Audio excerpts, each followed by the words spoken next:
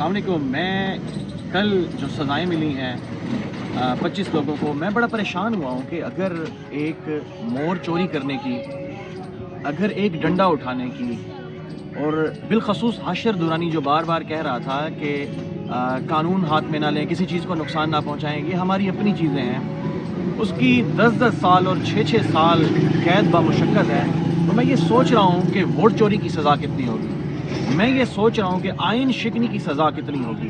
मैं ये सोच रहा हूँ कि पार्लियामेंट में धावा बोलने की सज़ा कितनी होगी, और पार्लियामेंट की गैलरियों से MNAs को अगवा करने की सज़ा कितनी होगी। फिर एक सवाल मैं नहीं उठा सकता, मेरी इतनी बसात, हिम्मत और औकात नहीं है कि डी चौक पे गोली चलाने की सज़ा कितनी होगी।